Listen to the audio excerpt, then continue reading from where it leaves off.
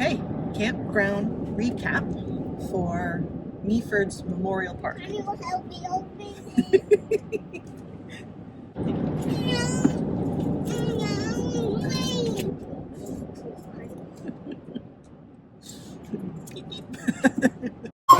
The drive there was really, really pretty.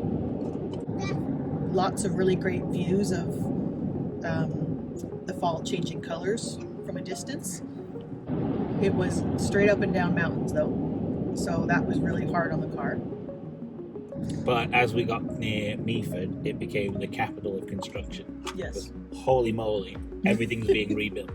So that added on an extra 30 minutes to the trip as well. Yeah.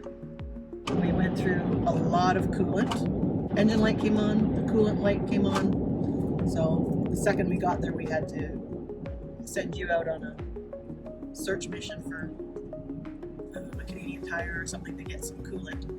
So I needed coolant, but I had to drive 30 minutes to get coolant with no coolant. Yeah. So that was fun.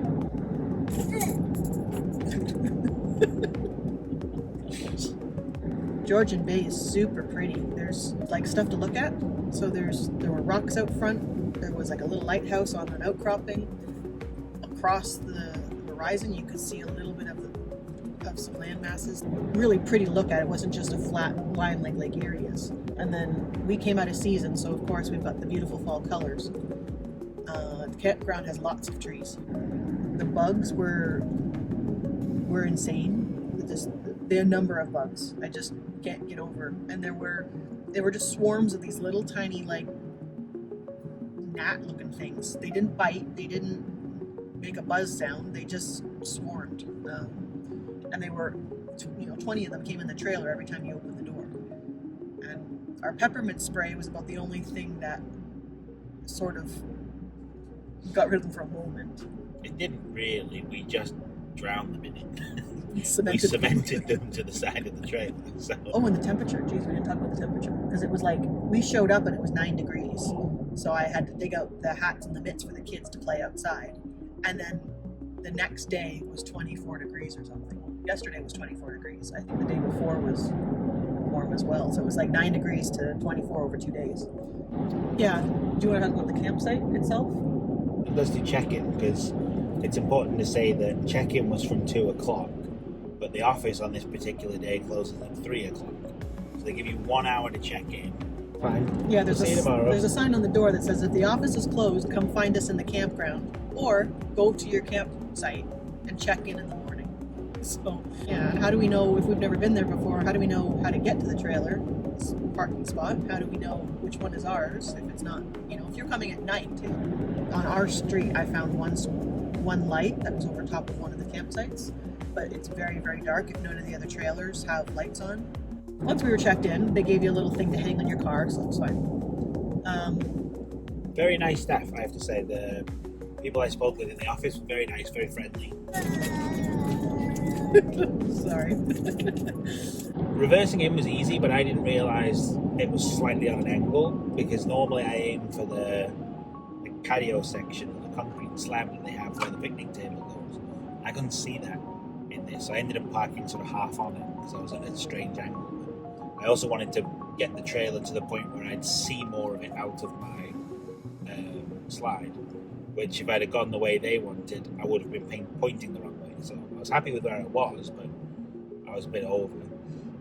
We chose one of the water views, and you back up right bumper to the rocks. It was quite nice. It was easy to get leveled because we were basically level as soon as we parked, so that's a good spot. The power, the sewage, everything there was really easy to connect to. It all worked, no problem. So that was really good. The view is unbelievable. I know we'll keep going on about it, but that's the view. The kids' toys outside was a huge hit, and it was a paved sort of gravel surface that was enough for them to be able to ride their little cars around. And I think that went over really well. The campsites themselves did seem to be mostly short ones. Our campsite, we fit our trailer on it, and then we had to park the car perpendicular at the nose in order to fit on our site. So we don't have a very big trailer, so that's not a very big site. Our trailer's 22 feet, to put that in perspective. So a 40-foot trailer, you've got to hang off the edge a little bit. So yeah, I think it's really important to read the descriptions online. The campground has about 20 sites, I would say, on the water that you can select, and then they've probably got 20 behind. They do have 100 spots or so, I would say, with the other site. But out of season, they close the top end. So all that site is closed and you can only come down the bottom. Through the week, it was really quiet. There's nobody there. But Friday, Saturday, Sunday, there was now only 3 spots left. So it might be hard to get a spot there because of the view. Because all the weekend warriors flight in. I did a ginormous bird. It was a big bird. While we're talking about Birds. the campground itself, campground amenities. Has a mini golf course as soon as you come in. Yeah. $4, I think it is. I think it was $4 a person. And they did say you could bring your own stuff, but I was a little bit confused on whether that means you don't pay the $4. You must have to pay. They have a trail. It's really pretty, but it is a sort of a strange trail that does a loop back to the office. Going one way, it's paved and very wide. And then coming back the other way, it's just sort of like a trail through the trees. Although, interestingly, to get on that part of the trail, you have to go between two people's campsites. Yeah, it's a little bit secret between 32 and 33 or something. There's some campsites up at the top end, and that's where this path sneaks through. Really nice trail. I wish it was longer. Yep. They've got 2 playgrounds. One at the bottom by the water, which was quite a big size. It was good. The one up at the section that was closed, you can still walk up there.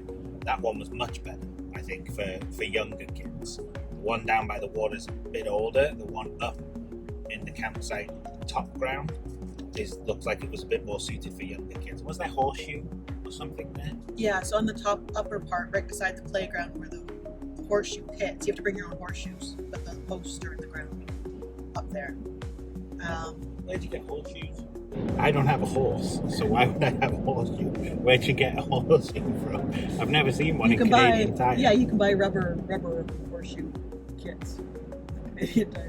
I don't know where you would get metal ones that are off of horses. Somewhere that has a horse, I assume. That should be on a roadside thing. Pick up your firewood, pick up your flowers, pick up your horseshoes. Both areas had little covered pavilion with 10 picnic tables underneath them. So if you wanted to have a family gathering, you could pick one of the 2 areas to do it. Obviously, the one down by the beach is prettier. And has the bathrooms in it. I think we found 4 or 5 bathrooms. I'm a little bit mixed up on how many bathrooms there are now, but yeah, 4.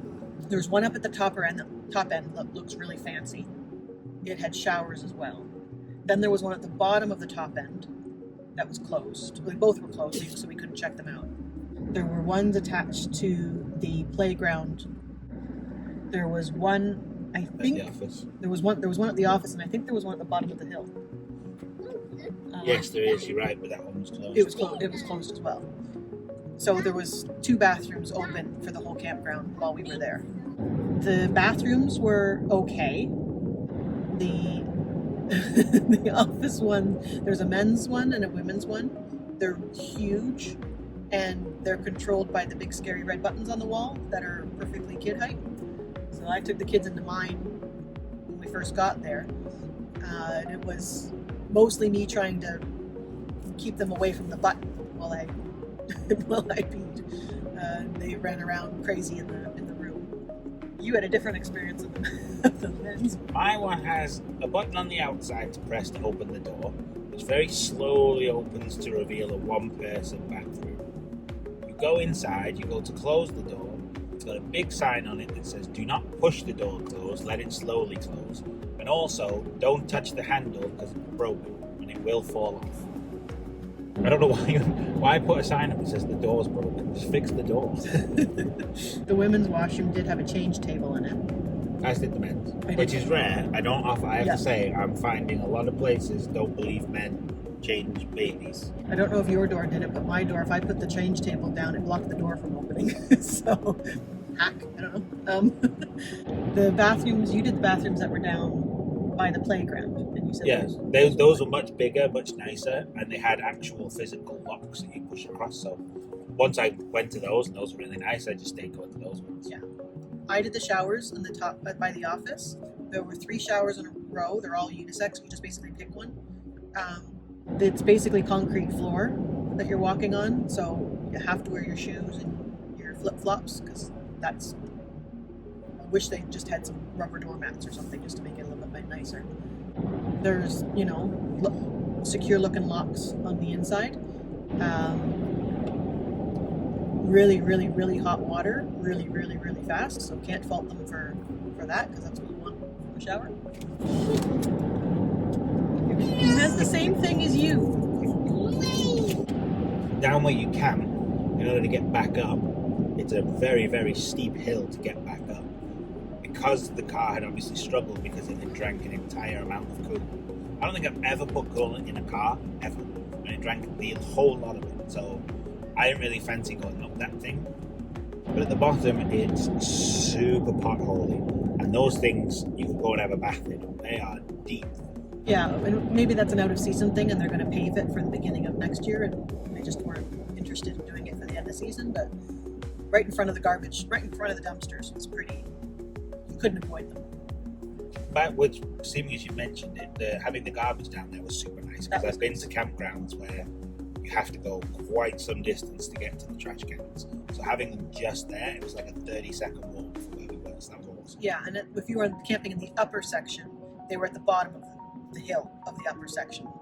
They have beaches. They have a big long stretch of beach in front of where we were camping, which on the map says it's private. You're supposed to be for like us only. Then there's the next section of beach, which is for anybody. You can get a day pass into Memorial Park. I think it was $10 a day. Yeah. And then there was a little section off to the side that was the dog-friendly beach where you can let your dog off the leash and go there. I think because it was out of season, nobody was listening to any of those rules because people were walking their dogs off leash the whole stretch of the beach. So I'm giving them the benefit of the doubt that that was just because it was out of season. We should talk about too that Memorial Park is open to the public. There is no barrier to somebody just driving their car in. I would think in peak season you really need to lock down your stuff and tie your cooler to the trailer and make sure that nothing valuable is left out because it is just open for anybody to kind of get a day pass and drive in. Or don't forget, some days after 3 there's nobody there, so anybody can come in from 4 o'clock and not pay, and who's going to know? A really, really, really big deal campground amenity to me was the Wi-Fi. It worked. That was Wi-Fi. awesome. Not only did it work, it was some of the best Wi-Fi It was good. I've ever sampled. It was perfect. Yeah, the Wi-Fi allowed us to use the cameras for the kids and entertain them when it was rainy. So that was huge. Just outside the campground, there was 2 or 3 different gas stations which you'd easily fit in with an RV. There's the dog park right outside. The dog park just outside. There's the independent grocers. There's the Tim Hortons and McDonald's. There's a decent amount of stuff nearby if you need the conveniences, if you need the groceries, the gas, whatever it is you need. There's quite a bit around there. The town had a scarecrow takeover, they called it. It was neat. It was neat to see. It was a little bit creepy in moments, but it was basically these stuffed scarecrows throughout town hanging off of stoplights and lamp lights, and out front of their, town square, they had like a whole wedding scene with scarecrows. So they really put the effort in, and that was neat to see out of season. We went to the worst mall in the world. It's not even a mall. It wasn't a mall. Yeah. If it had place for 30 stores, it filled 2 of them. There was nothing there. Everything was vacant. They had decorated it. They had really put the effort in. It was very pretty. They had a big, beautiful display at the front that said fall with pumpkins and everything. So they decorated it, but I don't know who's coming to it because there's nothing there. We did find Blue Mountain. They're not blue. Why are they called Blue Mountain? Maybe in the snow. The snow's white. We'll have to go back in the winter and see. It was something to do. It was really pretty. It was nice to wander around. We even went back on the rainy day so the kids could splash in all the puddles. When you're going out of season, there's not that much for young kids to do, but it was still going around that little bit, and they had the candy store, and they had the toy store, and they had the duck store with It was like ducks and hare. Going out of season with young kids, there's really not that much to do. Like they have a storybook park nearby, right? But it was closed because it was out of season. So they had a zoo about an hour away, but that's closed for the season. So Overall, I think we'd go back for a much less time. I'd go back in a heartbeat just for the view alone, no matter what experience I had. The fact that it was a pleasant place as well, great, that's even better. But yeah, there's not much to do there. So 2 nights and I'd be more than happy to move on. Unless you're in season and you can go to other places. So thank you, Meaford and Memorial Park. We'll see you again soon. Bye-bye. Bye-bye, wet campsite. Come on. Can I have a snack?